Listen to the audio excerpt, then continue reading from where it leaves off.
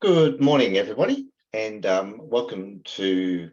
It's my pleasure to welcome you to today's webinar, being run by the Fire Industry Academy, which is today about the FPAS training requirements and specifically about the launch of the Diploma of Fire Systems design courses, which are designed to support both FSA and FSD accreditation. My name's Chris Wyborn. I'm the National Training Director with the Fire Industry Academy. And for those who don't know a huge amount about the Academy, I think a lot of people nowadays do, but essentially we came together, myself and some like-minded individuals, because we recognised that the industry needed to establish a professional, industry-based but customer-focused training organisation. And the aim of the Academy is to continually invest and to develop training and professional development opportunities to help improve the skills and knowledge across the industry. Something that many inquiries and reports to government have found over the recent years. And today's webinar is the next stage, if you like, in bringing to the attention of the industry the work that the Academy has been doing to develop additional courses to support upskilling, recognising people's existing skills, and also the ability to gain new skills for new entrants into the industry. So today's webinar will run for about an hour and a bit. And then we've also got an opportunity for some questions and answers after the session finishes.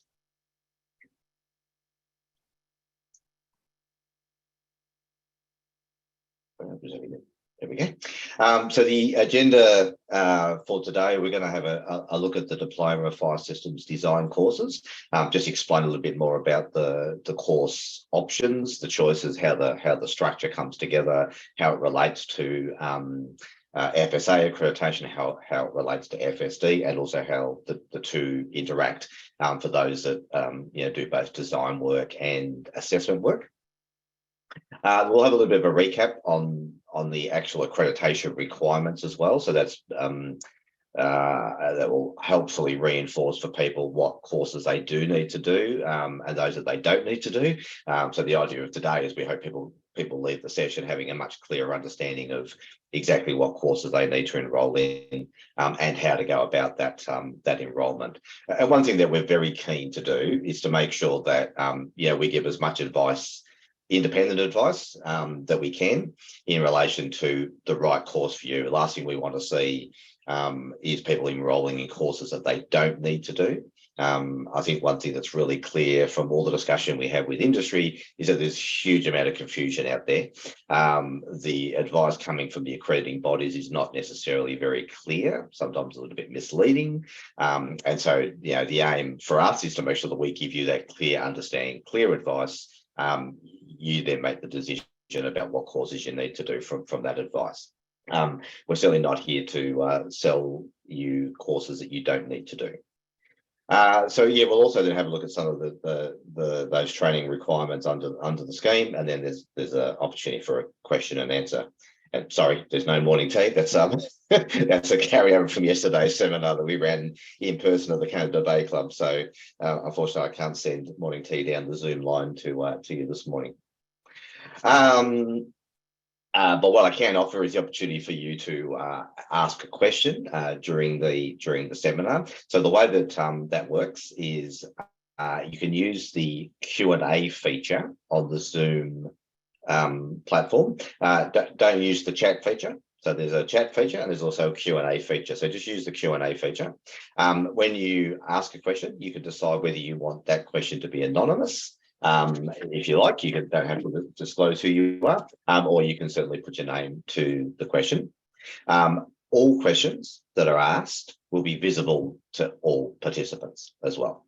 And the idea behind that is that allows other people to see a question that somebody may have posed, and rather than them duplicate the question, they might just what we call upvote it. So you just click on the thumbs up symbol, and that just it just lets us know that other people think that's a great question, and it raises the question to the top of the list. And we'll always answer questions that are the most popular, first. If we run out of time, we may not get to all questions. But the aim is we will get to everyone's questions. We won't sort of cut the session off for the sake of time. But yes, the most popular ones will get answered first by using that thumbs up question. If you change your mind and you suddenly realise that either the question's been answered, which sometimes happens, you can always just click the button again and it lowers the vote by your one vote. I've also got with me today, joining me is Dave Reed. So Dave is one of our technical specialists and trainers and assessors. So Dave will be answering questions in the background as we work our way through the webinar. So feel free to if you have a question as I'm talking and presenting, put the question up on the system and Dave will have a go at answering that question for you. Or if it's something that he wants to leave to the end, he'll park that question and we'll address it at the end of the session. Okay, so as I said at the start, the key of this webinar is to talk about the Diploma of Fire Systems Design. And I guess I'm really excited to be in a position to be launching the diploma and the range of courses that come with the diploma today. It's been, a good investment of 12 months of the Academy's time. And the one key thing about the work that we've done is that it's been a collaborative effort with industry. And I think one of the key takeaways and message that we always want the industry to understand is that we are part of the industry. We're not some RTO that's come along and is offering products. We're part of the industry. Everyone who's in the Academy all have fire industry backgrounds. And so, we're quite passionate about putting that together. But in addition to that, we wouldn't be successful without the input from other members of the industry who have, freely given up their time. So one thing that I just wanted to take the opportunity to recognise, and I know a few of these people are on the Zoom call this morning, is that we put together a working group.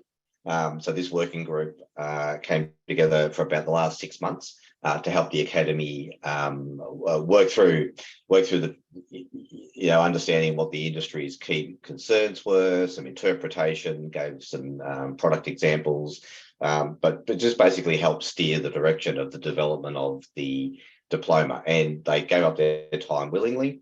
I think it was a fantastic contribution from the group of people on the screen. So just take this opportunity to publicly thank those people for their contribution in making the diploma the success that it will be. So I just want to start off with a bit of an overview of what actually is the fire systems, the Diploma of Fire Systems Design. The first thing I sort of should highlight is that don't be concerned by the title of the qualification. This is something that always causes a bit of confusion for people.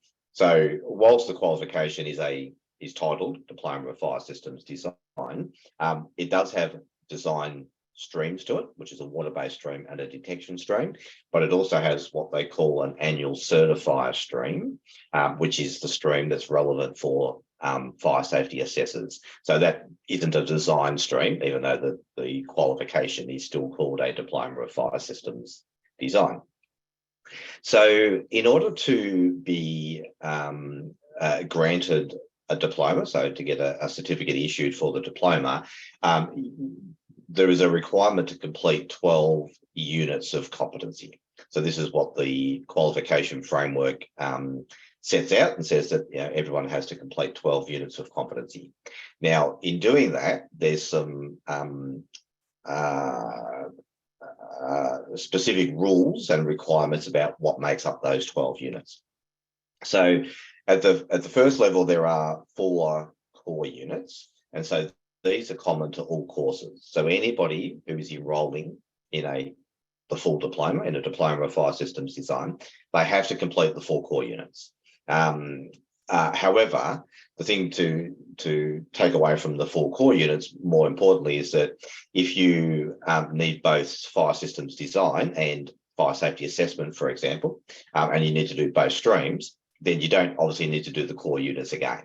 So you get credit, not so much get credit, you've already got those units because they're the same units in all streams. So in addition to the 4 core units, you then have to complete 8 elective units. Now, there's some rules around what those 8 elective units need to be.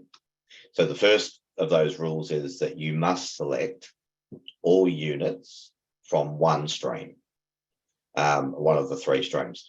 So there is a water-based design stream, which includes both hydrants and hose reels and sprinklers.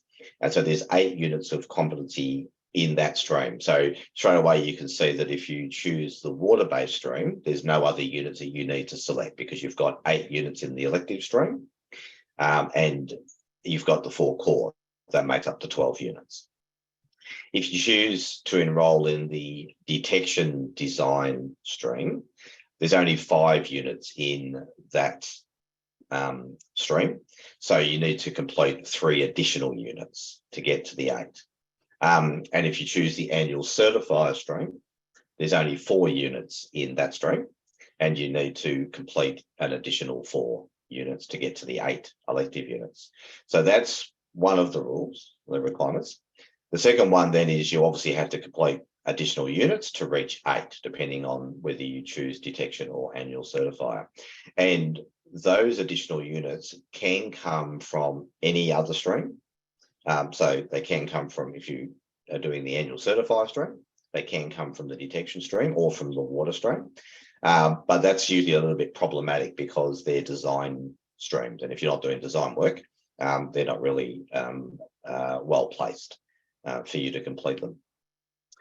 The other option is some of the units can come from other qualifications. So we're allowed to include 2 other units from other qualifications. And then lastly, there is another list of units that can be chosen as well to make up the numbers.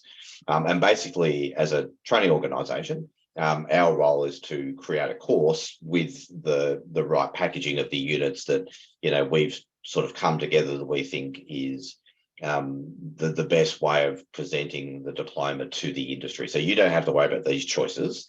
These are arguably made for you in the product that we offer. But I sort of put this slide up so that you've got a bit more of an understanding of how the choices work and why there are restrictions about how certain units get included and don't get included when you enroll in a particular course. So I want to have a quick look at the relationships then between those 3 streams. So as I said before, at the very top, you've got the core units. So the core units are common to all 3 streams. So the first stream, you've got this water-based stream sort of sitting to one side, and that has those 8 units of competency sitting in that stream. The next stream then is the detection stream. Now, what you'll notice is that the way this diagram is designed to show you is that there's actually quite a bit of overlap between the 5 units that sit in the detection stream and the 8 units that sit in the water stream. So in actual fact, 4 of the 5 units in the detection stream are also in the water stream. So if you need to do both streams, so if you're a designer of both wet and dry, you don't actually have to do do my maths today. You don't have to do the 4 core units plus the 8 plus the 5. There's actually only 1 extra unit you actually need to do detection if you've already done water. If you're just doing the detection stream by itself, then you need to do the 3 additional units to get to the 12 units. If you're doing annual certifier, you'll see that the annual certifier stream doesn't have any overlap with the water stream or the detection design stream, but it does have overlap with the same additional units that are used in the detection stream. So this is the sort of the relationship that exists with the different streams and what gives us the opportunity to package up and bundle up different products, but it also creates some barriers as well to being able to do that. And that'll make more sense when I show you the course options that we've put together. So how do the streams relate to the FPAS scheme itself? So the water-based stream is aligned with the FPAS fire systems design. Essentially a water-based design stream. Now the interesting takeaway here is that the stream covers sprinkler design and hydrant and hose reel design. So this is one of the problems. We understand there's a lot of people out there that perhaps just do hydrant and hose reel. That's the only accreditation that they have for design. They don't design sprinkler systems. But the FPAS scheme requires you to hold the Diploma of Fire Systems Design in the water-based stream.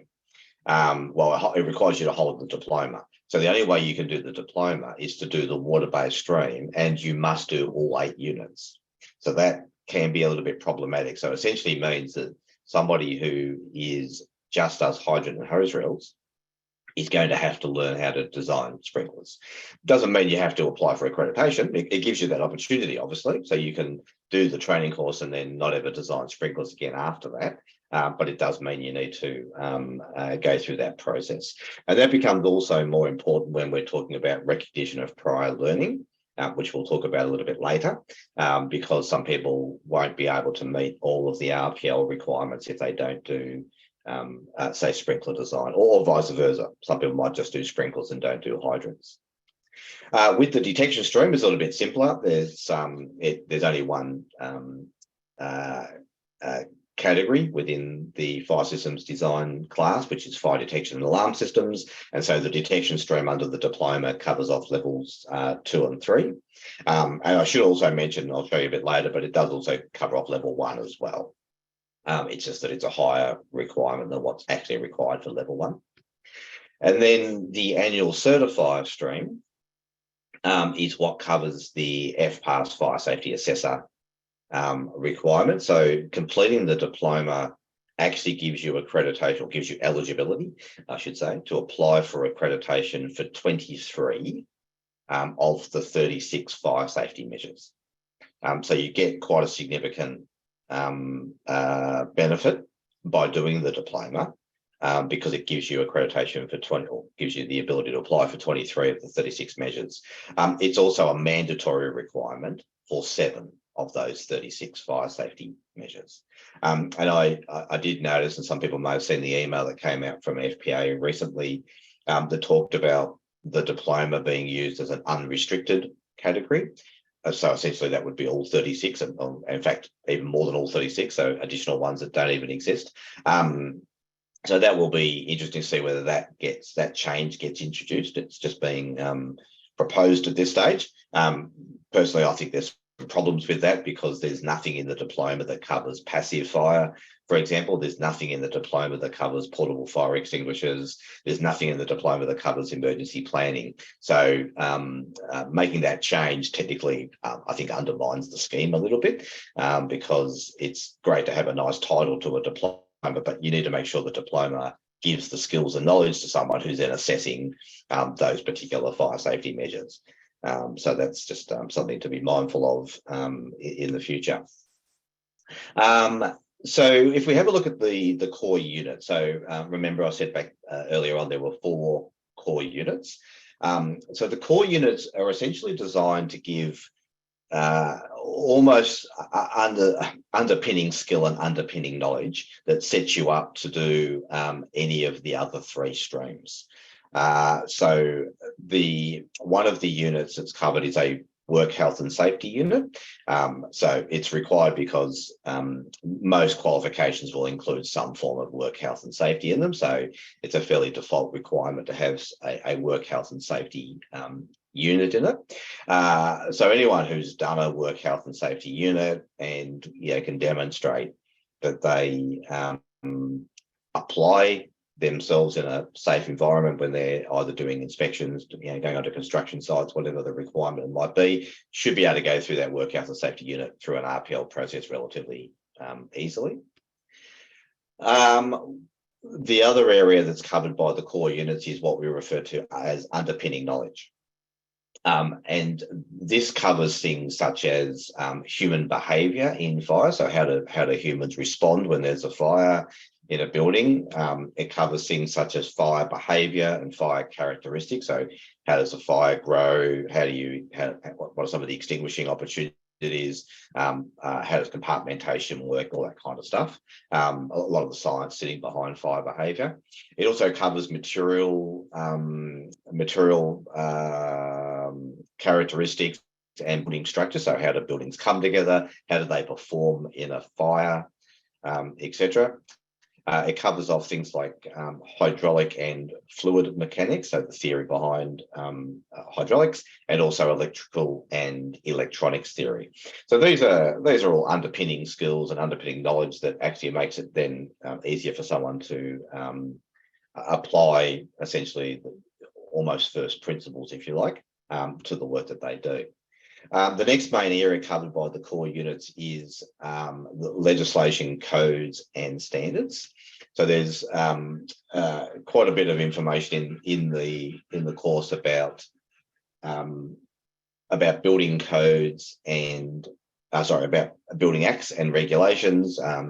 Certainly the Environmental Planning and Assessment Act and regulations and other acts around the country. There's a significant amount in there about the National Construction Code, or the BCA, including essentially somebody who's picking up the BCA for the first time, understanding the structure of it, understanding terms, being able to read, apply performance requirements, apply deemed to satisfy requirements, work out what type of systems are required in a building, etc. So all this is a sort of underpinning knowledge that goes into the course. Clearly, building classes and understanding classes of building are a fundamental part of applying the NCC. It also covers fire hazard classification, so understanding how different fire hazards are classified and how that applies to the application of standards and the NCC. And then obviously also covering off of Australian standards themselves and being able to interpret and apply Australian standards. And the last key area of the core units is one that sort of covers off all about fire systems themselves. So it covers off the technologies that are included, the components that go into the systems, but also the purpose and the operation of those systems. So arguably some of the standard stuff coming through in that category. Now, this is sort of where I was saying beforehand about the limitations of the diploma. It only really covers off water-based systems, so sprinklers and hydrants. It covers off alternative suppression systems, so it does cover off gaseous systems and foam systems and things like that. It covers fire detection systems. It covers occupant warning systems, and it covers smoke control systems. So they're basically the only fire systems that it arguably does cover in great detail. There is some requirement to cover off passive, and that's more to do with the fire safety assessor side, but it's not the in-depth requirement that you would probably expect. So that's the core outcomes, or the key outcomes, I should say, that come from the core units of competency. So then if we look at the elective units, or the remaining elective units that are required, that you're required to complete, that come under each of the streams. So the first one is the annual Certifier stream. So this is the fire safety assessor stream. So the first requirement is the ability to collate, review baseline data, to identify and determine the required level of performance of a fire safety system or fire safety measure, and then being able to use that information, undertake inspections to identify whether measures are performing and whether they comply with the legislative requirements, being able to produce a report on those findings, or a draft report as it's referred to sometimes, then being able to provide support on rectification work, so ensuring that those items are actually rectified and that the systems are then performing, and being able to provide, essentially the annual fire safety statement or the final report. And also, the last one is about managing fire system projects and resolving issues and disputes. The reason why that last bullet point is included is, if you remember earlier on, I said there was only 4 units within the annual stream, and that we had to do these additional units. So basically that last bullet point is what covers off the additional units that are required. And that's essentially how we get to the 12 units that you need to do. With the water-based stream, this is what I was sort of saying earlier. So it covers the creation of designs and the development of specifications for sprinkler systems, for hydrant and hose reel systems, and also for the water supplies for those systems. There's also a requirement to produce 2D drawings of fire systems. Now, one thing that's important just to qualify is somebody doesn't have to use AutoCAD. So it does require 2D drawing. So you do need to use drawing software, and it does say CAD software, but that doesn't necessarily mean AutoCAD. So for those who use AutoCAD, that's fine. But for those who don't, and we understand there's quite a few people that often outsource the development of plans sometimes to external CAD developers, there will be a requirement for you to learn to do some drawing, but it's relatively basic. You don't have to do a full course on learning how to use AutoCAD, and you certainly don't have to subscribe and get yourself an AutoCAD license to be able to get through the diploma. The other part of it is the production of specifications and documentation for the fabrication of pipework. And the last one is about providing documentation to support the install of the systems, and also then the commissioning, so producing commissioning reports, block plans, and things like that. So one thing to note with the design streams, and this is again an issue that does impact on some people, it actually is from conceptual design through to the product being installed or the system being installed and finished. So we know there's a lot of people out there that just do part of that role. So to be able to complete the diploma, you basically need to do the full role. Now, that will affect some people's ability to go through an RPL process, but we think there's a relatively easy way of doing that without you sort of having to be not be able to go through an RPL. And the same kind of applies with the detection stream. It sort of follows a very similar process to the water-based stream. So that is, again, you have to be able to create designs and specifications. In this case, it's for detection and alarm systems, for zone and air pressurization systems, for smoke and heat vents, for smoke exhaust systems, and for occupant warning and communication systems. Similarly, you need to be able to produce 2D drawings of fire systems. But you do also have to, the last two, well, in fact, the last 3 bullet points, they're all the same units that are shared with the water stream. So again, if you think back to that diagram where I showed you the overlap between the 2 streams, and I think I said that there were 4 units of competency that are the same in the detection stream as are in the water stream. It's those last 3 bullet points that are actually covered off by those four units. So again, if you're doing both wet and dry, you don't need to do those units twice. Okay, so that sort of covers off the structure and what the requirements are of the different streams. The next part I want to talk a little bit about is recognising existing skills and knowledge. Now, one of the problems that exists within the fire industry is that traditionally a lot of people in the industry haven't necessarily had to go through formal qualifications because it hasn't sort of been a standard requirement.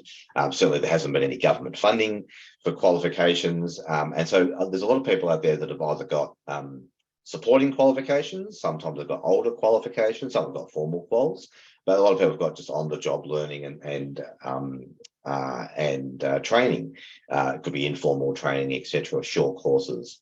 So one of the fundamental requirements that we want to make sure of is that we can provide a good recognition of those existing skills and knowledge. Because one thing that's really, really clear is that the industry is competent. It's just that people don't have the formal qualifications to show that. And as the image on the screen shows, nobody likes to be told how to suck eggs. So the objective of doing what's called a recognition of prior learning is to go through a process that removes as much of the pain barriers and the time and commitment to attaining a qualification without being treated like you don't know what you're actually doing. So the way recognition of prior learning works is everyone who goes through an RPL process is still being benchmarked against the same qualification, the same learning outcomes as a student who is learning this for the first time has to go through. So there's still a requirement that as a training organisation, we have to assess your prior learning against exactly the same benchmarks. So the slides that I showed you earlier that said this is what the streams cover, all the core unit material, and then the content within each stream, we still have to be able to prove that somebody can actually do all that work. And that's all embedded under this nationally recognised training requirement. So that requires arguably an evidence gathering process. So that might be evidence of work that you've done. It might be evidence of your work history, so your experience, job roles that you've performed. It could be evidence of training that you've undertaken, whether that be older qualifications, whether it be informal training, attendance at seminars, short courses, just a range of different evidence. And the idea is that we'll shape the information that we need through an RPL process, and then our aim is to try and get that to fit into the structure that's required by the qualification. But as you can see from the diagram, sometimes that is definitely a square peg in a round hole issue. So the idea is that, or the requirement for us as a training organisation is essentially to try and smooth those edges out as much as possible, and then just have the parts that we can't quite map or people can't quite provide evidence, and come up with a process of how we can get you to provide the additional evidence that's necessary. Sometimes that will require doing some form of assessment, a formal assessment. It could be a knowledge assessment or an assignment, or it could be some other form of evidence that we need you to provide.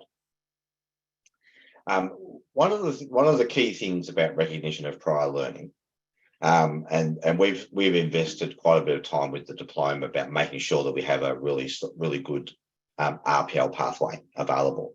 And I said this yesterday at the seminar. Basically, anybody that's been doing the job role that's covered by the diploma. So if you've been doing fire safety assessment work on a regular basis for, I would say, at least, let's say 2 years. Doesn't have to be, that's just an arbitrary figure, but let's say you've been doing that regularly for 2 years. So it's part of your day-to-day work. If that's you, there is absolutely no reason why you shouldn't be able to go through an RPL process. Now, it doesn't mean that you'll be able to provide all the evidence up front, and you might need to go and do a little bit of extra work. You might need to sit some additional assessments, but that's still a lot easier than going through a training pathway. So I would certainly encourage most people who are doing this work today, who are in the industry, to go through an RPL process. One thing that I didn't mention yesterday that came up in questioning afterwards is when you do go through an RPL process, we still give you access to the training content. So even if you are required to sit an assessment, because that's a gap that you have, you'll still have access to the same training content that someone going through a training course is required to provide. The difference is you don't need to produce all the same assessments. You don't need to do all the work that they're doing as a student. You can bypass that process. So the idea of an RPL is it speeds up the time it takes you to complete the qualification. It's actually a lot more work for an RTO going through an RPL process because it's a one-on-one assessment to a large extent, but it does save you a huge amount of time and effort by going through the process. So if we have a look at the RPL process that we've set up for the diploma. So the first stage, and this applies to any of the 3 streams. So the first stage is for you to do a self-evaluation. to see whether you think you can actually get through an RPL process. So this is essentially you looking at the criteria, some of which I'm showing you today, sort of getting a bit of a feel and going, yeah, I think I can apply that. I think I can do this work. I might have a gap here, etc. So you go through this self-evaluation process. You also get the opportunity to submit any prior qualifications that you've done and also your experience. You go through that exercise first, and then that gets submitted to FIA. This is all done online, and then we'll look at that information, and we'll have a chat with you, or we'll have a review with yourself, and we'll come back and say, yep, we think you should be able to go through an RPL process. We might highlight where we think you have some gaps, where you might have to do some extra work, but you should be able to, without any problems, go through an RPL process. Once that gets accepted and you move over into the RPL's realm, there's a series of different things that you need to do to complete the diploma. So the first one is probably the main part of it, and that's about gathering evidence of examples of the work that you've done.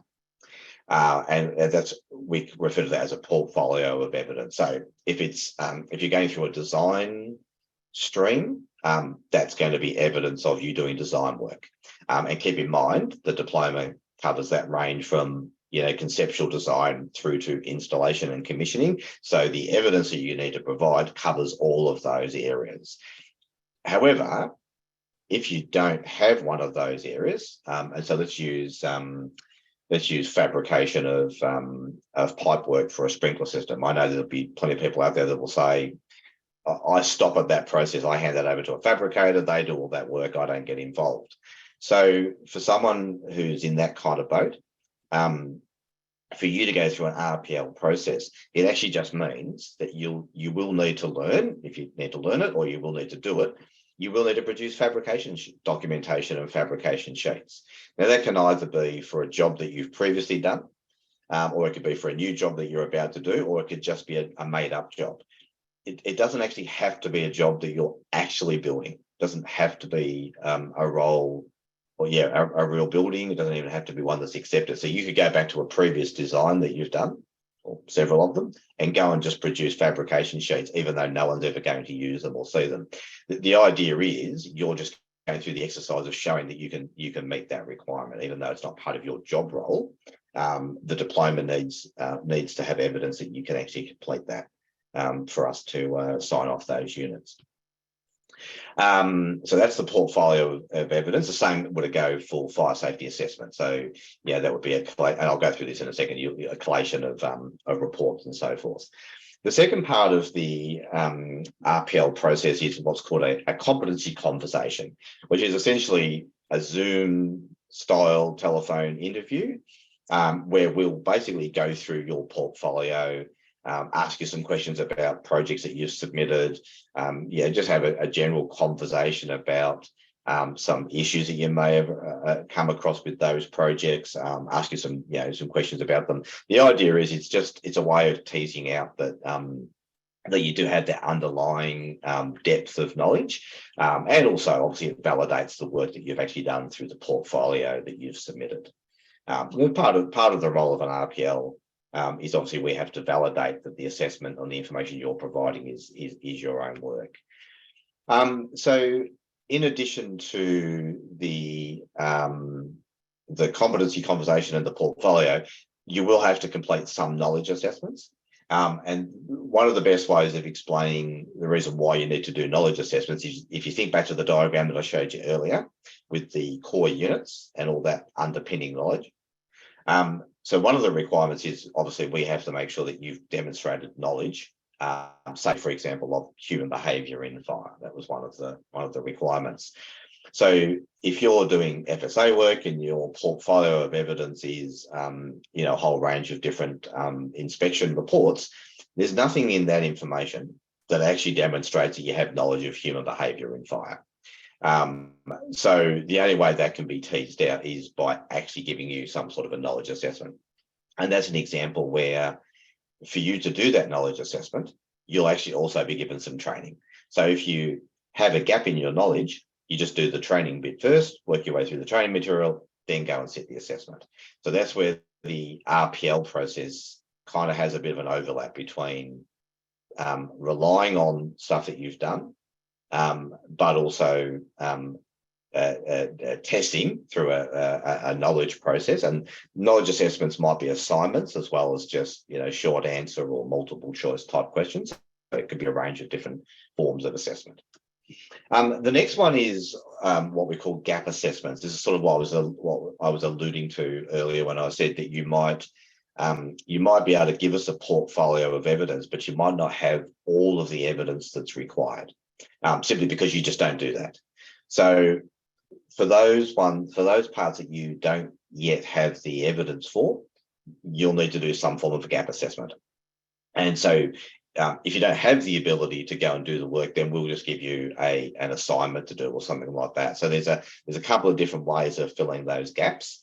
But the key takeaway that I guess I want to make sure people are comfortable with is understanding that even if you have gaps, even if you look at the criteria and you say, oh, I can do 60% of that or 70% of that, I would still encourage you to go down the RPL process, because it's definitely going to save you time. You doing those gap assessments, you would still have to do them if you do the training course, but you're only doing 20% gap rather than 100%, and you're having to do all these different assignments. So I would certainly encourage everyone, even with gaps, to still go down that RPL process. And then the last part of the RPL journey, if you like, is what we call a traditional training and assessment pathway. So for some of the units of competency that you need to complete within, so out of those 12, some of the units of competency, there isn't really an RPL process. So we just bundle them on, and you actually just do the same learning and the same assessments that a student would be doing if they were doing it for the first time. So that's where there's a little bit of, not quite having to suck eggs, but a little bit of, I can't give you an RPL for that part. And unfortunately, it's like a gap, but it's a gap that we can only achieve through training and assessment. But it's only a small part of the course.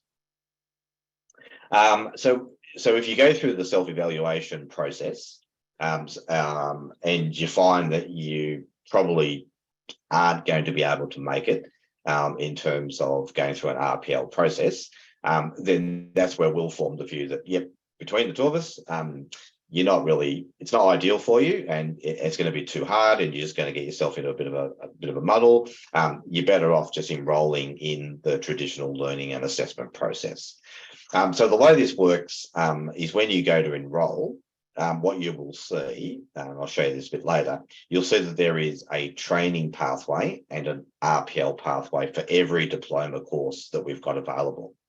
And even if you enroll in the RPL course, so if you look at it and you go, I'll follow Chris's advice, I'll go through the self-evaluation process, I'll enroll, so you have to enroll first, then you go through the self-evaluation process. If as a result of that, you find you actually aren't eligible, then we just transfer you over to the training pathway.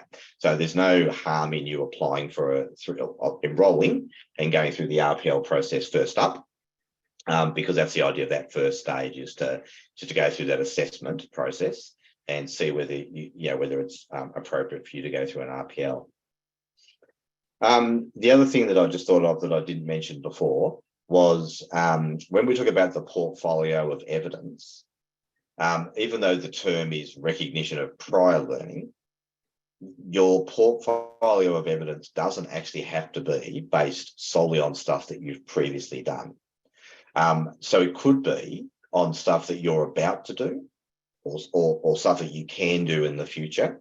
And all that means is there's a delay before you can submit that additional evidence. So the best example of that is, in fact, I think I'll go to the next slide, because this will help highlight it.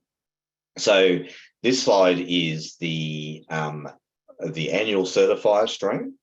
And I've got there, it's also what's called the FPAS FSA Advanced Practitioner course.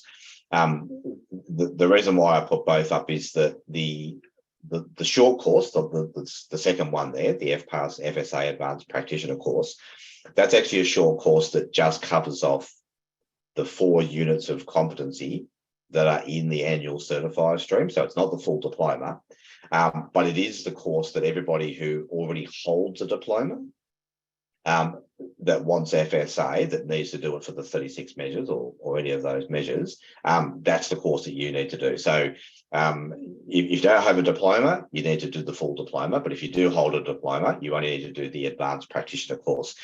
And because it's using the same 4 units, then the portfolio of evidence is exactly the same. So that's why I linked the two together here.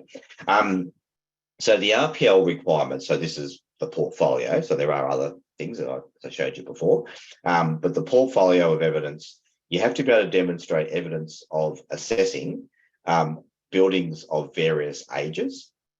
You have to demonstrate buildings that were constructed using different versions of the NCC, which arguably is probably linked to the first bullet point as well, most likely, different ages, different versions. You have to also show evidence of assessing buildings that have different construction and modification histories.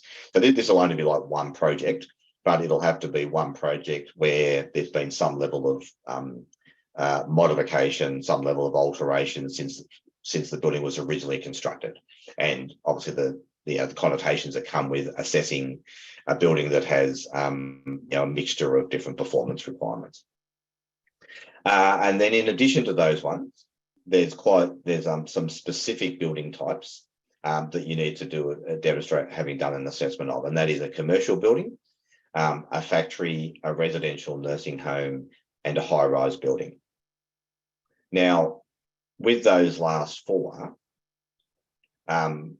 if you're unable to provide evidence of having assessed any of those 4, and generally nobody should have a problem with commercial buildings or factories, but you might have issues with a residential nursing home, and particularly with a high-rise building, certainly if you're in a regional area. That's okay. There are ways that we can be flexible in how we change those requirements. So if somebody can't demonstrate assessment of a high-rise building, then we'll give you an alternative assessment that demonstrates that you still have that ability to have assessed the measures in a high-rise building. And for most people listening, they'd probably say, well, there's not really much of a difference. That's probably true. So the reason why it's in there is because it's a specific requirement of the qualification. So as a training organisation, we have to show evidence that someone has at least met or demonstrated the ability to meet those requirements.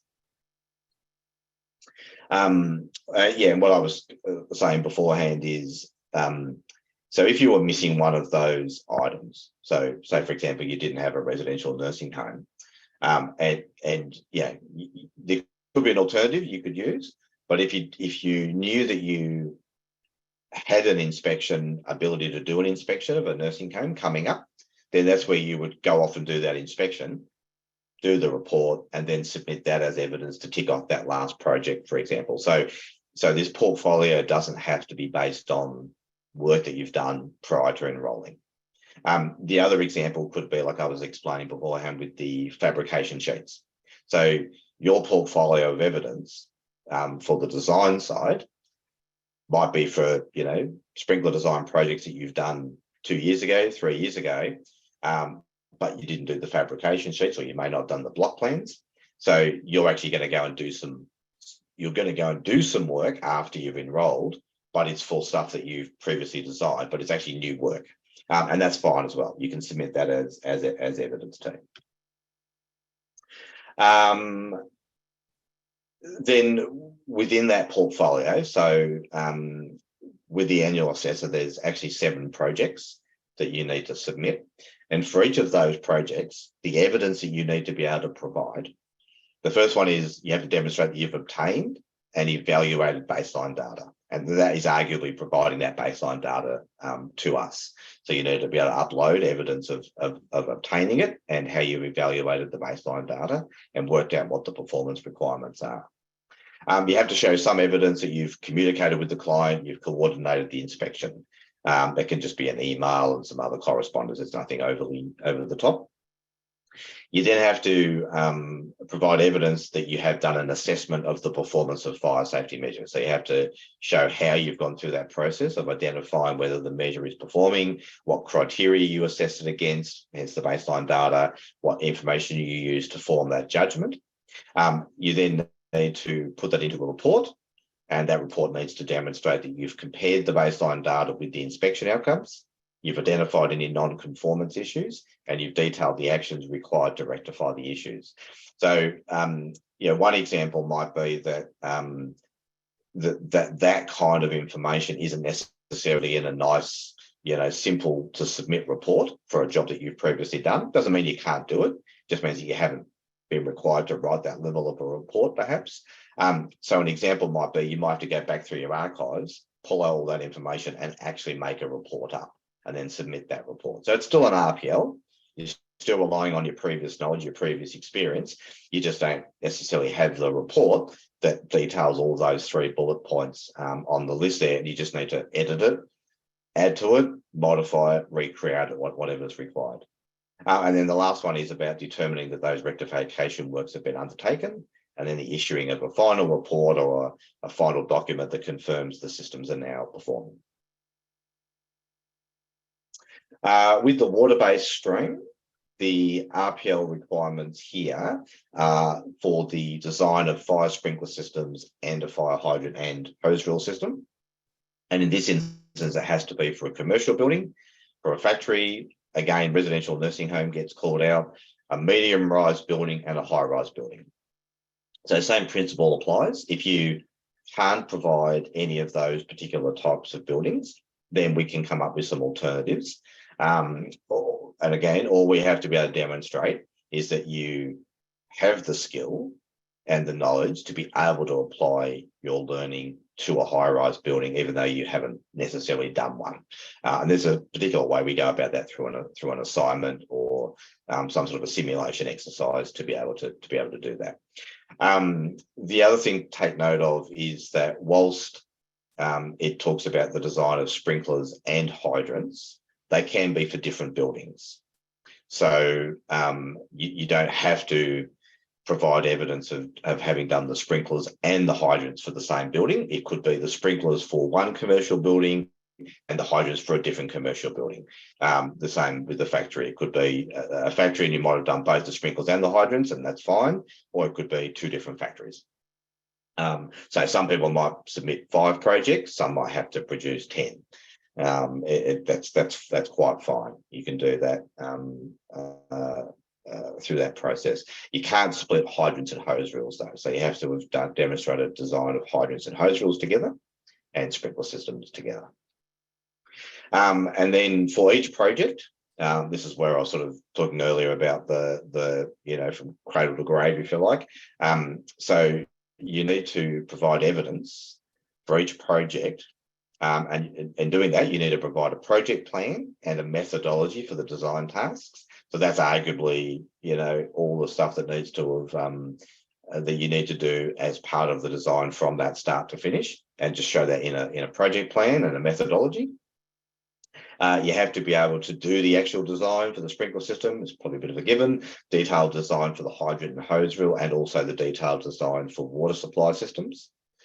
Then you have to do that pipe fabrication documentation for sprinkler projects, not for hydrants. You have to do the documentation and provision of ongoing support during the installation of those fire systems. So that will essentially be installation drawings and other support. It could even include evidence of going on site and being able to make some amendments to the design because something's popped up that something you weren't aware of. The architects decided to put a bulkhead in a location that you have to modify the pipe design or something. So it's evidence of having to gone through that support of the installation process where you've had to modify the design. And then the last one is about the final as-built drawings, block plans, commissioning, documentation, etc. as well. Detection and warnings a little bit different. So it's the same process as in drawings and documentation. The types of buildings are a little bit different. So in this case, it categorises them as just simply by their height and their class. So low-rise, medium-rise, high-rise, buildings over 50 metres in height, and building classifications in the NCC. So arguably just a range of different building classes. a good example here is building over 50 metres in height. They're not the most common buildings, unless you're working in CBD. So very few people would have evidence of having designed a detection system for a building over 50 metres. So we have to overcome that by providing a flexible and a fair way of assessing someone who hasn't done a design, and giving you some way of demonstrating that you have the ability to do a design for a building of over 50 metres. And then exactly the same as the water stream, you have to do a project plan and a methodology. You've got to do the detailed designs. The slight difference here is that the detection unit specifically says you have to do the design using computer-aided design software, whereas the water-based units don't quite say that. So you can do the design, it's essentially doing a markup drawing with the water side. With the dry side, it actually says computer-aided design software. But again, that doesn't mean AutoCAD. I mean, it could be AutoCAD, but it doesn't mean you have to use AutoCAD. And then the last two bullet points are identical to the water-based stream. And in fact, they're the units that are the same across the two different streams.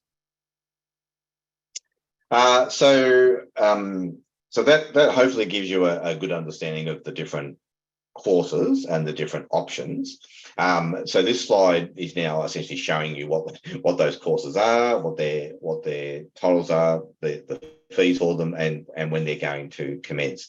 So the first thing I just want to reconfirm or confirm is that enrolments are now open for all of our diploma courses. So what this slide is showing you is the full diploma courses. So the first one being the diploma with the annual certifier stream. So you have the choice of a training course pathway or an RPL pathway. The RPL pathway will be available to start in December. The training pathway will commence in January.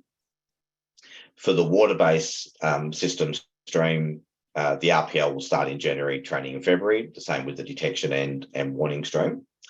The last one there is actually a combined stream. So what we've done is we've combined the annual certifier stream and the fire detection stream into one qualification.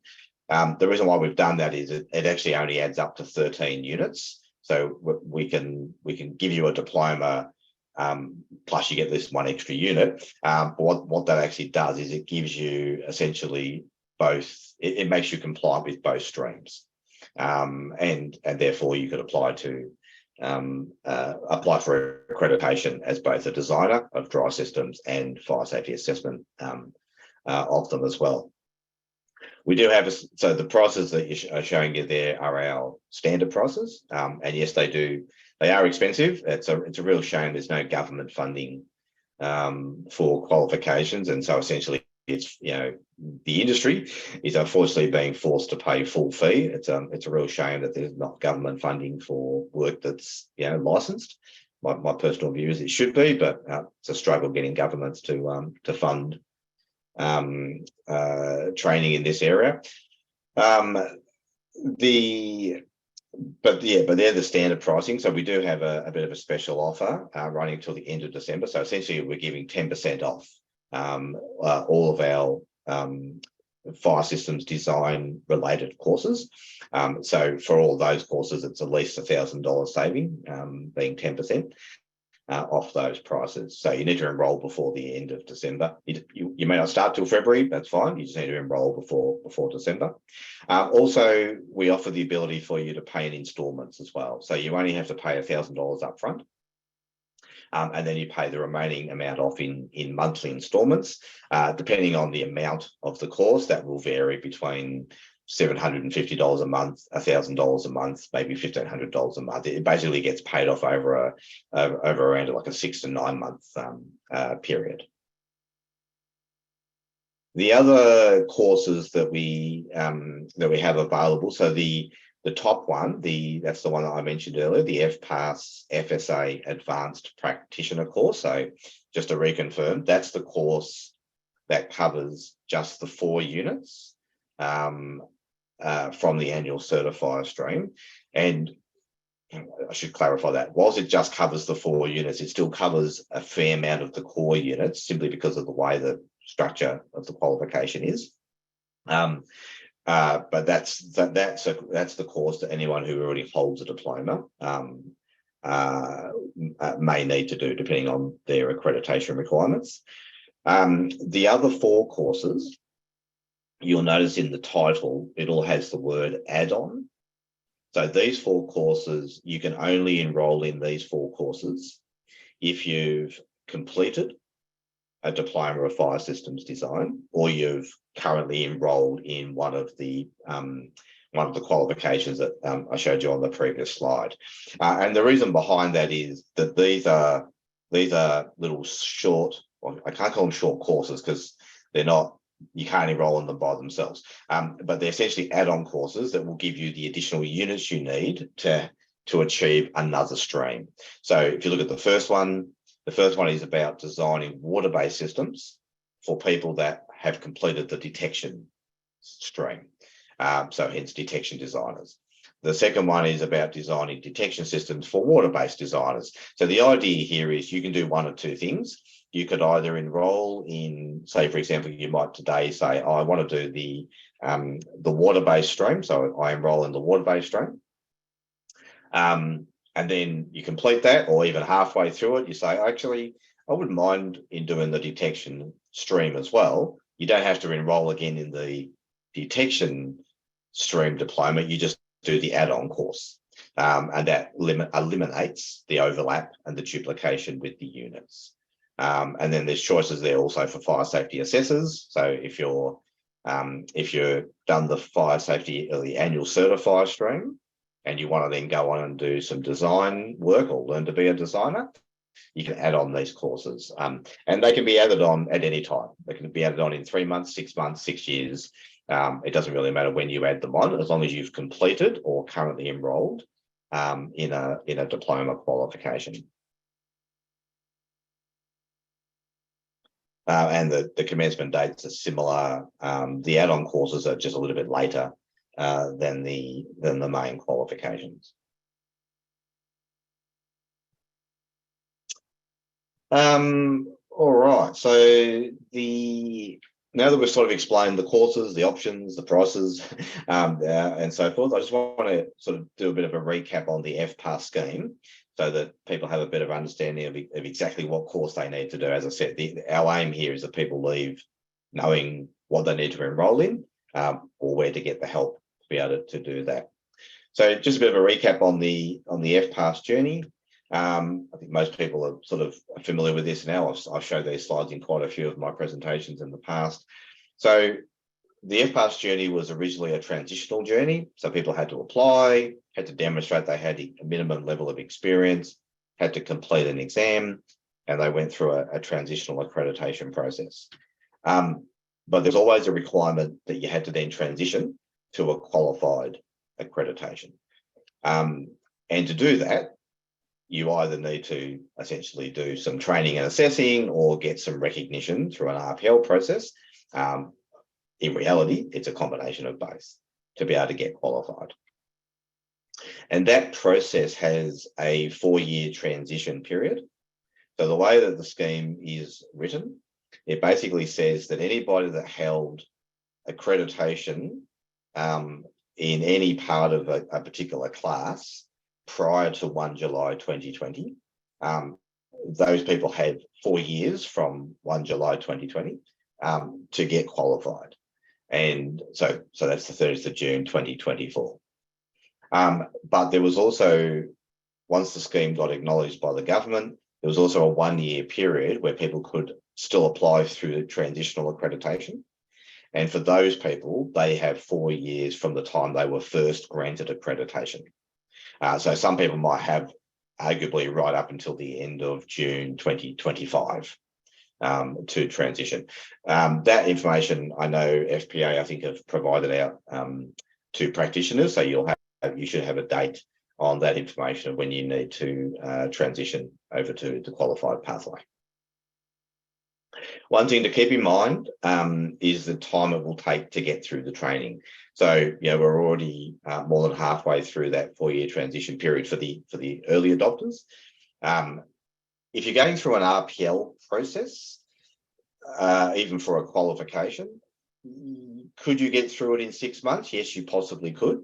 It would require a reasonable dedication, but and this will vary on every single person. So the reality is, one thing that is really clear is that we know everyone's really busy, and so even the best laid plans that you'll rush through and get this done straight away, it's often very hard to find the time, either because you're busy at work, when you finally get home from a hard day's work or hard week's work, and you intend to do stuff on the weekend, then life gets in the way, and it can be really hard to do additional training. So the thing that I would reinforce is that just be mindful of that it can take a lot longer than you might think it will take to get through, and that deadline is coming relatively quickly. But of course, if you're a new applicant, so if you're not currently accredited, or if you want to add to your current accreditation, so whether that's an additional fire safety measure, if you're FSA accredited, or if you'll want to apply for design, then that transitional window doesn't exist anymore, and you have to have the qualifications. And so if that takes 18 months to achieve, that arguably means you can't get accredited for 18 months until you complete the course, basically, but that could be up to 18 months. So just keep that in your mind as well in terms of how you go about getting accredited, particularly, say, a new employee. So if you want a new employee to come on board and they don't have any experience, and they're going to enroll in training, it's going to take them that period of time to get the qualifications, but they also have to get the experience as well to meet the accreditation requirements. So if we actually look at the scheme, the scheme itself, or the FSA side of the scheme, so there are multiple pathways available. So the best way I describe this is there's an option 1 pathway, which is a certificate to a higher level qualification, and then there's an option 2 pathway, which is essentially a diploma or higher level qualification. The main takeaway is that it's not really a choice between option 1 and option 2, which is one thing that is often communicated from FPA. It's a little bit misleading. And the reason why I say that is that sometimes you need to follow both pathways. And I'll explain why. Basically, and this is something that we created to make it easier to explain. So we've grouped the fire safety measures into 3 groups.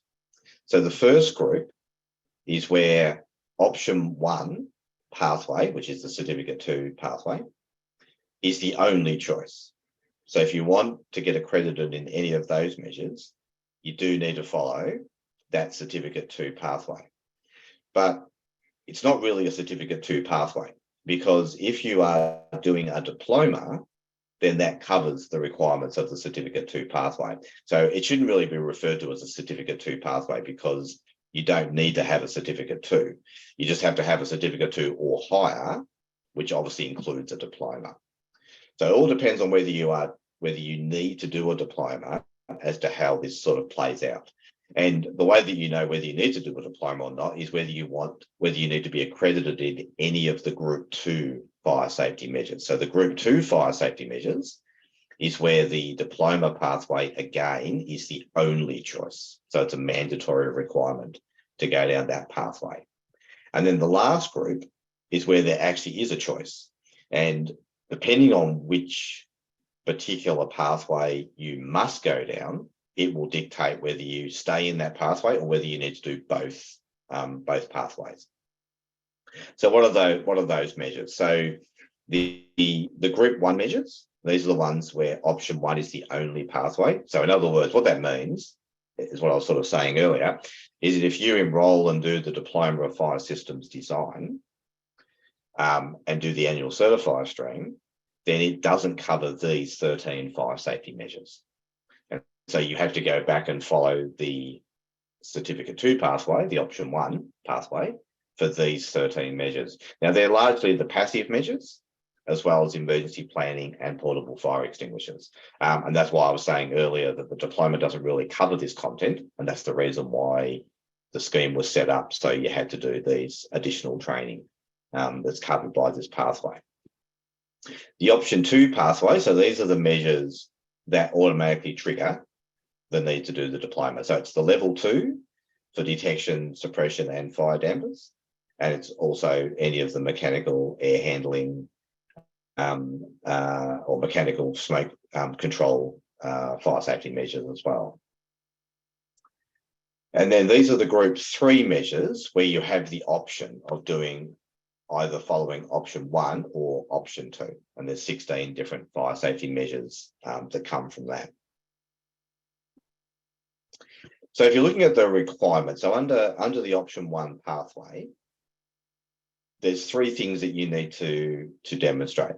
The first is a qualification. The second is you need to do some common units. So they're called common units because they're the same units under every single fire safety measure. And then there's what we call technical units, which are the 1 or 2 additional units that are quite specific to each fire, to a particular fire safety measure that you need to do if you're accredited in that particular measure. So the qualification is simply a certificate 2 or higher, and it can be in a range of different fields. So if you already hold a certificate 2 or higher qualification, you don't need to do a certificate 2. But if you don't hold a certificate 2 or higher, and you do need to follow option 1 pathway, then you do need to do some form of qualification. Now, if you don't trigger the diploma, then sure, do a certificate 2. But if you do trigger the diploma, then you don't need to worry about getting, you already tick this qualification box by doing the diploma. So for example, if you're doing all 36 measures, and that means you have to do the diploma, then you don't need to do anything under that qualification requirement. However, you will need to do the common units as well, because they're part of those group 1 measures that you still need to do. So we have a course that we refer to as the FPAS FSA Common Units course, and so that's the course that you need to complete. And then lastly, you need to do, as I said, 1 or 2 specific units of competency that relate directly to the particular fire safety measure. So for example, it could be routine service of portable fire extinguishers because you're applying for portable fire extinguishers as a fire safety measure. Now this pathway, if you follow this particular pathway, it actually meets the requirements for 29 of the 36 fire safety measures. And then option 2 is slightly different. So option 2 has a qualification that is a diploma or higher qualification. So for example, you could have a degree, you could have a diploma, you could have, say, a diploma of fire technology or something like that. You could have a diploma of construction management or something in engineering, mechanical engineering, for example. You might have a postgraduate qualification. Doesn't matter, as long as you've got a qualification or higher in any of those fields, you don't need to do the diploma. If you don't, then you would need to do the Diploma of Fire Systems Design Annual Certifier course. And then you also need to do, if you don't need a qualification because you already hold one, you then just need to do this short course that I was referring to beforehand, which is the FPAS FSA Advanced Practitioner course. And if you do either one, either the qualification or the short course, then that will cover you for 23 of the 36 fire safety measures. So that's all the measures in group 2 and all of the measures in group 3. So you'll see from here that you're not covering the group 1 measures. And vice versa, the option 1 pathway didn't cover the group 2 measures. It only covered the group 1 and the group 3 measures. So that's why you have this overlap situation. And the reason why that's really important, and this is one of the reasons why you can be careful when you're enrolling and when you're choosing your courses, is that you need to know where you want to be in the future, not necessarily what you currently have today. So if you choose you want to add an accreditation measure in the future that might trigger the diploma, then all of a sudden, all the courses that you were doing in the option 1 pathway, actually some of them become redundant, and I'll show you that in a second. So I've just got a couple of case studies to quickly go through. So in this instance, Simon has a Diploma of Business Management, and he needs to be accredited in all 36 fire safety measures. So not an uncommon example. So because Simon needs at least one of the 7 FSMs in Group 2, he needs to hold an eligible diploma. He does hold a diploma, but it's in a Diploma of Business Management. And that's not an eligible diploma because it doesn't come from one of those fields. So it doesn't come from that engineering, construction, electrical, plumbing, fire safety, or property services. So therefore, he will need to do the Diploma of Fire Systems Design Annual Certifier course. That will then give him 23 of the 36 FSMs, all the Group 2 and all the Group 3 measures. But for the remaining 13 FSMs, which are all the Group 1s, he then still needs to do the pathway, option 1 pathway, which is the Common Units course, and then those 3 little short courses which cover off those measures that are missing from the diploma. And essentially, those 5 courses, so the diploma plus those 4, that's how you get all 36 measures if you don't currently have a diploma. The next example is Mary. Mary actually completed a Diploma of Fire Technology in 2001, and like Simon, needs to be accredited in all 36 FSMs. So again, it triggers option 2 because it includes one of those measures in Group 2. So therefore, it's mandatory. But because Mary holds a Diploma of Fire Technology, which is an eligible diploma, Mary now only needs to complete that short course, that FPAS FSA Advanced Practitioner course. So just the 4 units that come from the annual certifier stream. She only needs to do that short course, doesn't need to do a full diploma. But then because she's also doing all 36 measures, she then needs to do those same 4 courses that I showed you previously for the previous case study with Simon.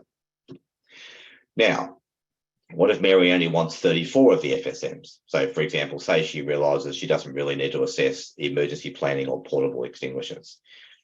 The only real change that makes is that the 2 courses that I've crossed out, she doesn't have to do those short courses.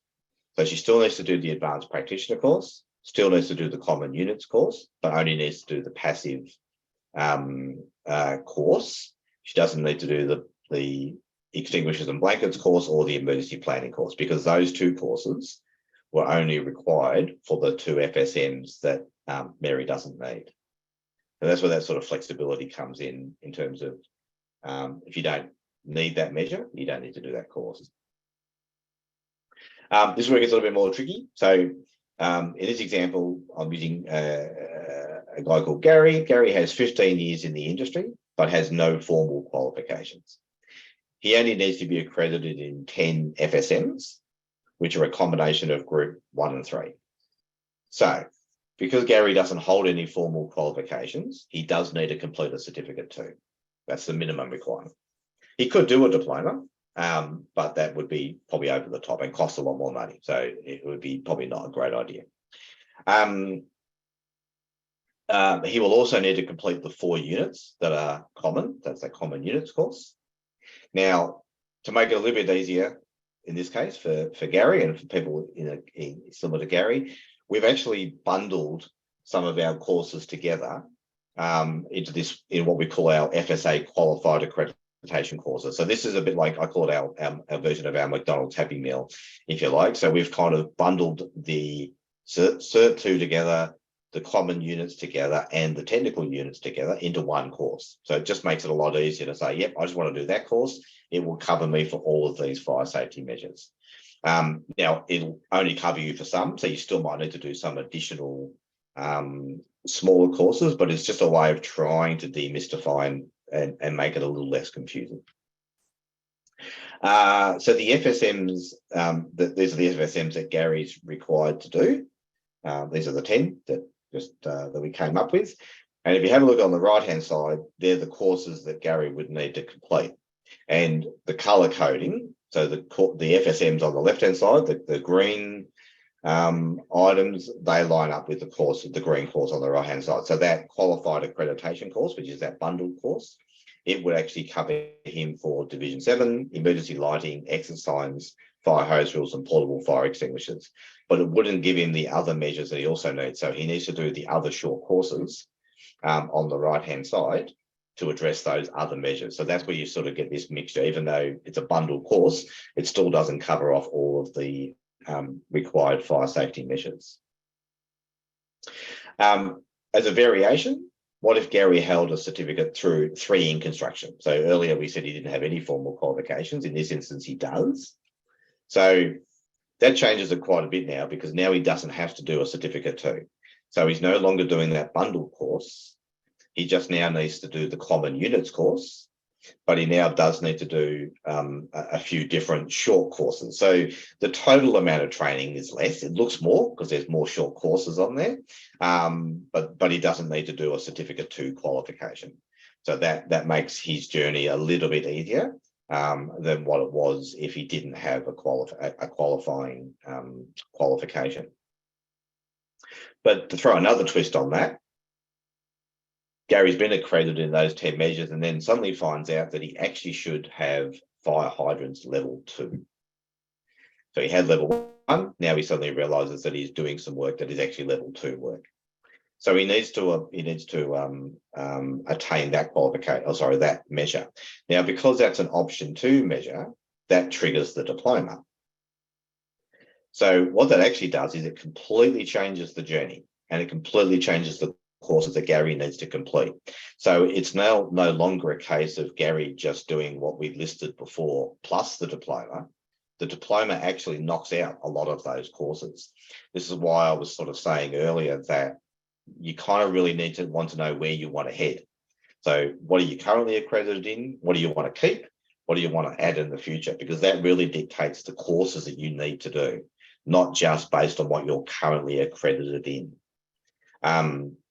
So in this instance, Gary would now have to do the diploma, the common units course, and then those 2 little short courses. And even though that would give him the 11 measures that he now knows, so he had 10 plus the extra one, it actually gives him eligibility to apply for 23 of the 36 measures. So it actually gives him more options. So even though he triggered the diploma purely for the fire hydrants, in doing so, it actually allows you to apply for a lot more fire safety measures. So that could be a good investment today. So if we look at that in comparison, the original courses that Gary had to do based on him only doing option 1 measures and not having a qualification, so he had to do those 5 courses. If he suddenly adds 1 extra measure that triggers the diploma, now all of a sudden, as you can see, the only course that's the same is the course in red. So had Gary have gone on the journey and signed up and started doing his training under the left-hand side, and then suddenly realised he needs to do level 2, he actually enrolled in courses he won't no longer need, which means he's paid for them, he spent time and effort doing them. So that's why it's really, really important to understand the journey that you want to head out to, so that you make sure your choice at the start is well informed. Another example, Mike's an electrician who is required to undertake assessment just of emergency lighting and exit signs. So in this example, being an electrician, Mike will hold a Certificate 3 qualification or similar. But depending on how long ago Mike completed the course, it might be referred to as a certificate in electrical or a trade certificate. They're all equivalent to a Certificate 3. So because he holds an eligible qualification, he doesn't need to do a Cert 2, but he just needs to do the common units course and also the technical unit that covers lighting and exit signs. But if Mike wanted to add fire dampers, for example, it's a Group 2 measure, and that completely changes his course again. He now needs to do the diploma, at which is a significant amount of work. I'm just going to skip over this one. So I want to jump ahead to fire systems design. So with fire systems design, There's a slightly different process. So there is a pathway that's specific for level 1. Now, the original intention of the scheme was that there might be a whole lot of people that just do tenancy fit outs. And they the intention was they're not designers as such, they would just stay at level 1. So there was a pathway that was set up for those people to stay at level 1. Now, the problem is that this pathway actually relies on 2 units of competency that was supposed to be written and created by FPA Australia, but those units have never been written. So unfortunately, that option doesn't exist. You can't go down that particular pathway because those units don't exist. So what that means is that the only other pathway is the one that was set up for people that wanted to get level 1 first and sort of be on a journey, if you like, to go to level 2, 3, or 4.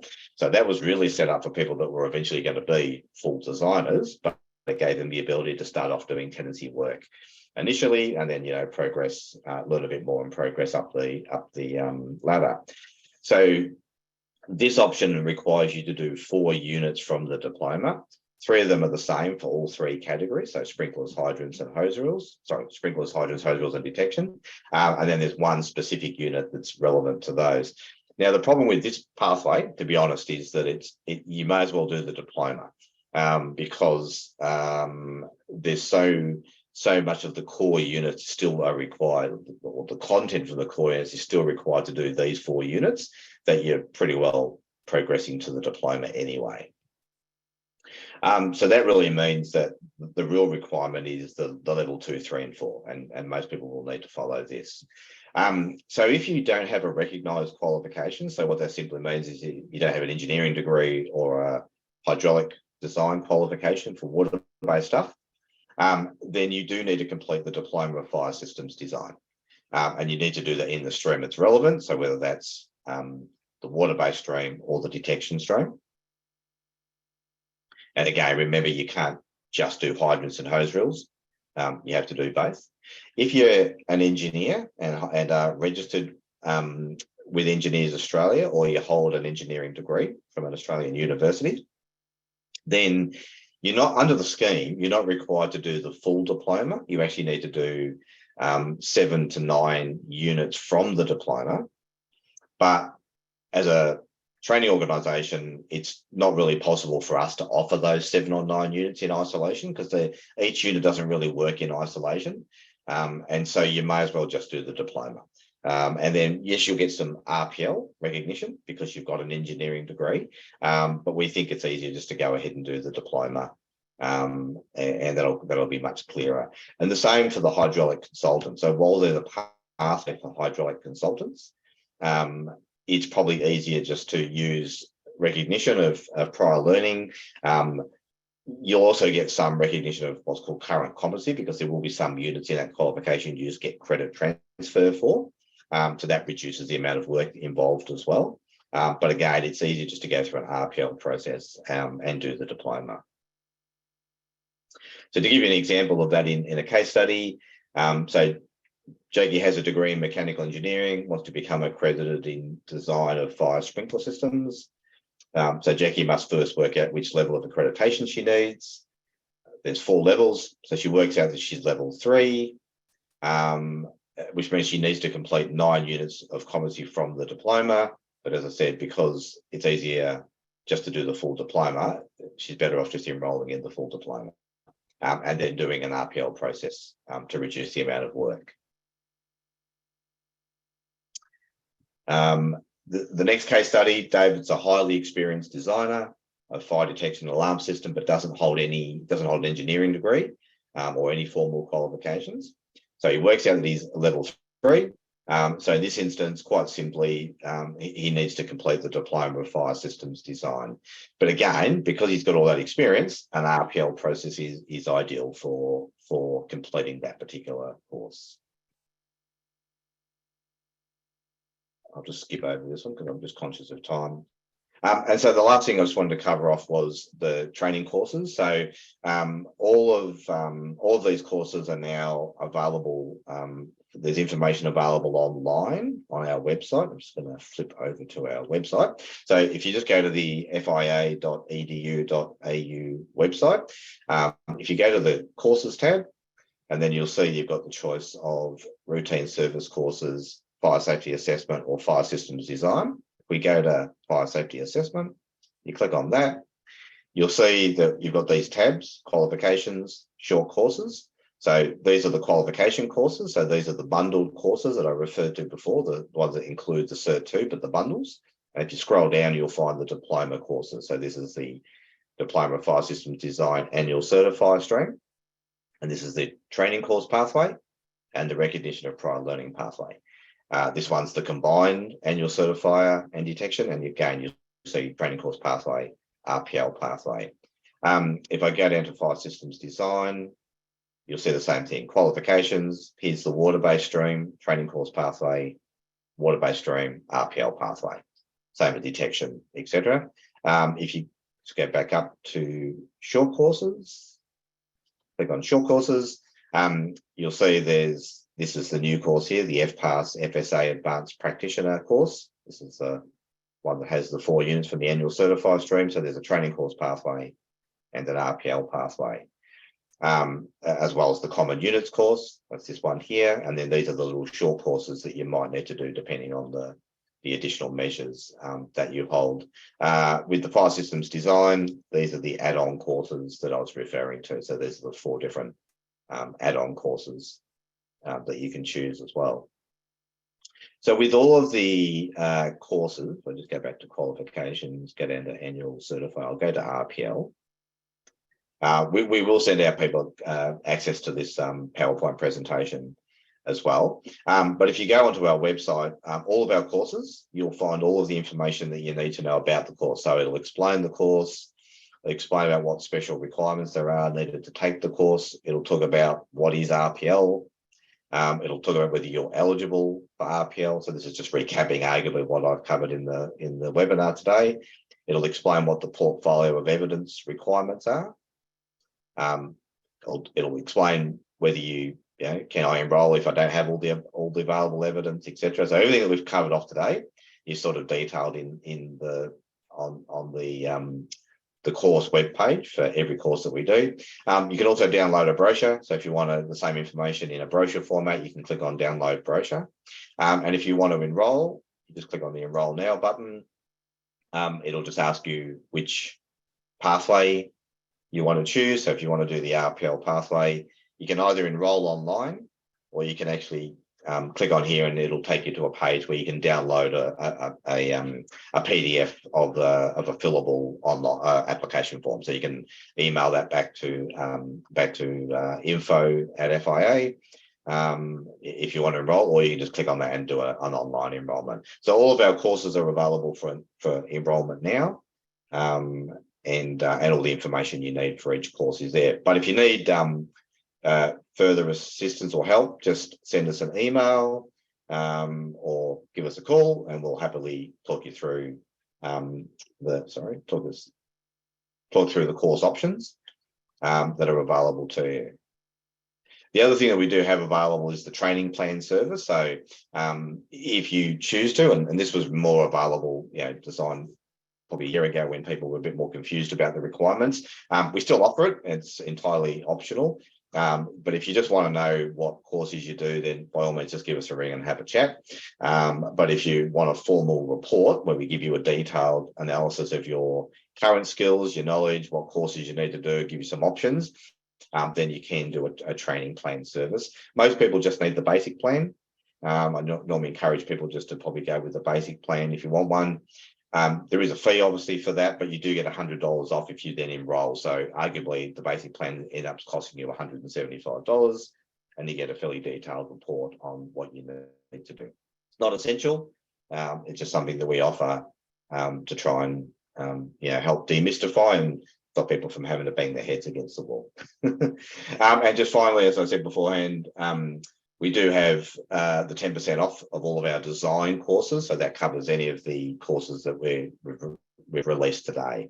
So the full diploma plus the short courses that come under that fire systems design heading.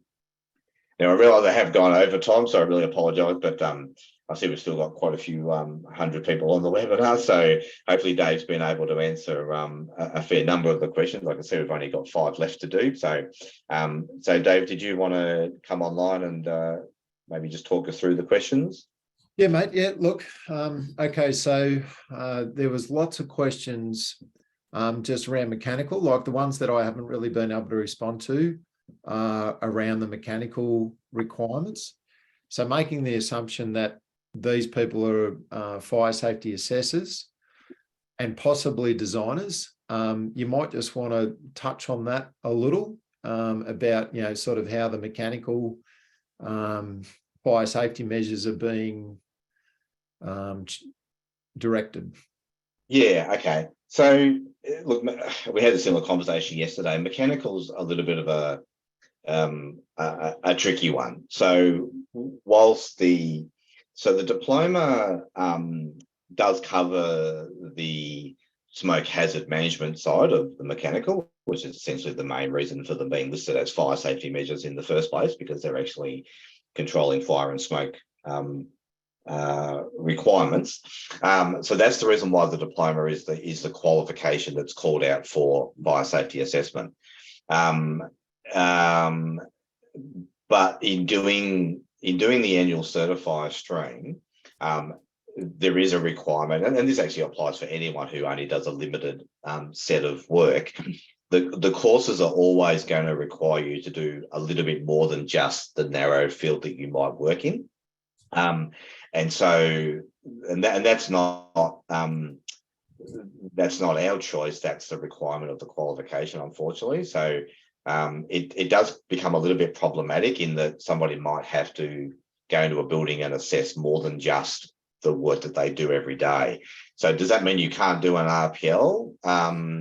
It may or may not. That's why we have a conversation, Millie, about how flexible we can be. So the requirements of the diploma, the annual certifier stream, it doesn't necessarily document that you must show that you've assessed, say, sprinkler systems, hydrant systems, lighting, as well as mechanical. It's not specific as the type of measures.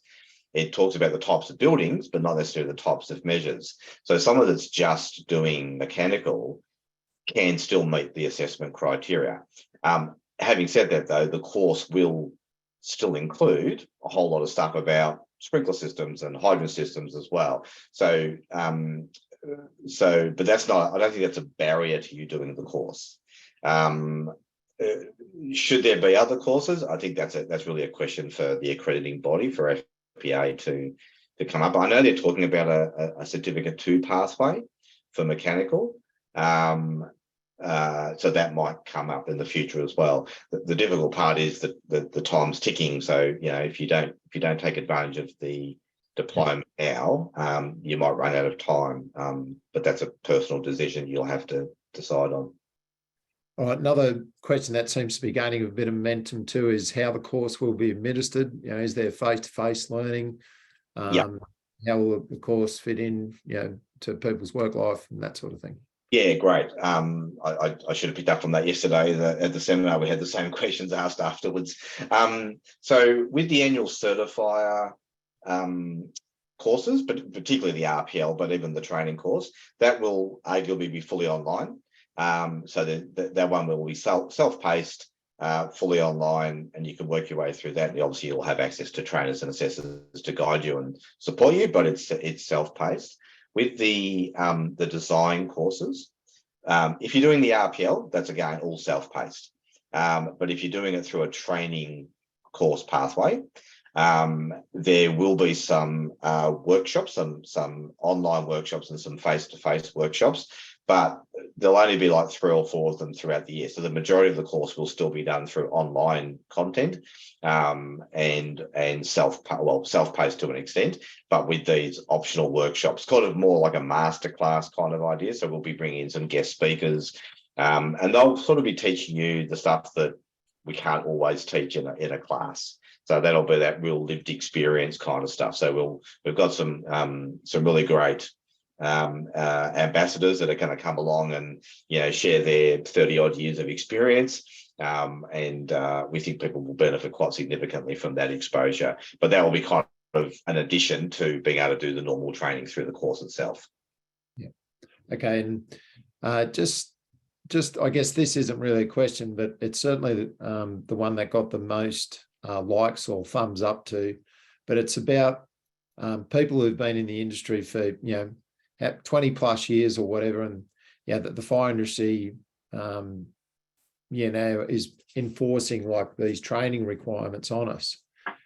So I've endeavoured to provide some sort of response to that, is that it's a reaction from the New South Wales government, particularly making changes within an industry because of the state that the construction industry finds itself in with the amount of defects. And that recent media reports that even myself, not someone who regularly watches the news, watched an article there on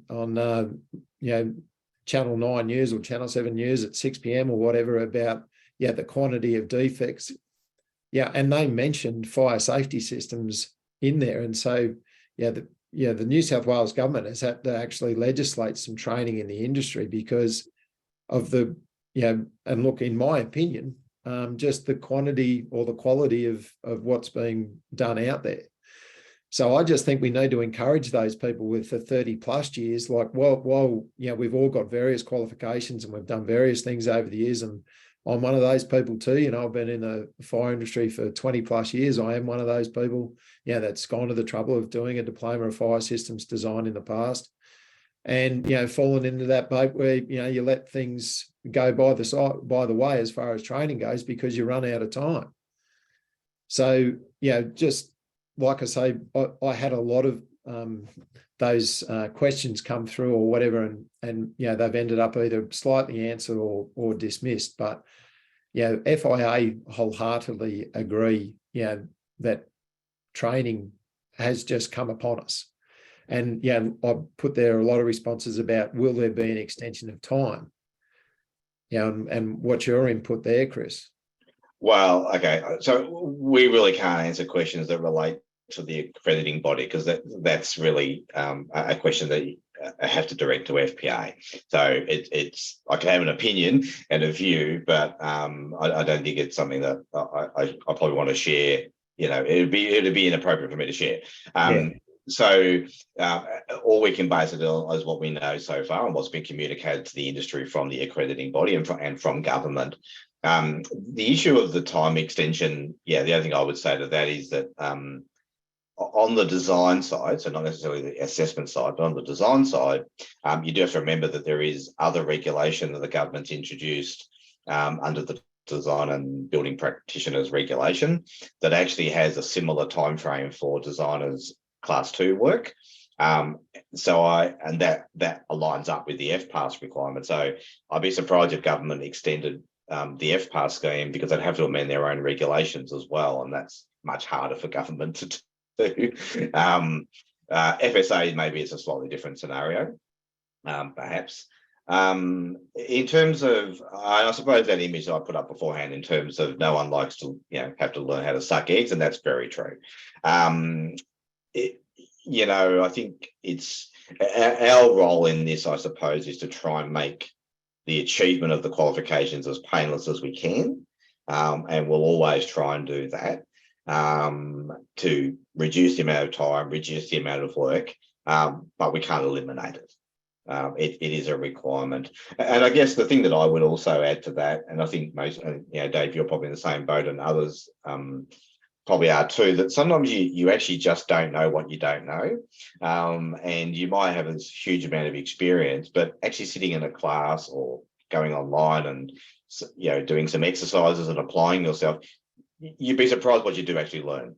And you will get something out of it. It won't just simply be a tick and flick exercise. You will actually get some benefit out of doing the course. Well, I think that actually gets us through all the questions then. Okay, excellent. Excellent. All right. Well, obviously you had 55 answer questions, so hopefully everyone's got some good benefit out of the session today. And I think this is like the third session that we've done so far. So hopefully by now the demystifying is getting through, and people are having a much more confidence in having a good understanding of the scheme and the scheme requirements and the training courses that are available. Certainly, as I said beforehand, if you've got any questions though, please get on the phone, send an email. The email to send it to is just info@fia.edu.au, and Dave, myself, or one of my other colleagues will jump on and answer your questions. You can even send us, I know a lot of people have sent us the copy of the document they got from FPA saying, this is what you need. By all means, email that to us. Just tell us what other qualifications you hold, because that'll determine the course requirements, and we'll quite happily give you an idea back of the courses you need to complete. So we've had a great number of people here today, 10. So really thank you for spending nearly a couple of hours with us. So thanks very much for your attention, and enjoy the rest of your day. Thank you.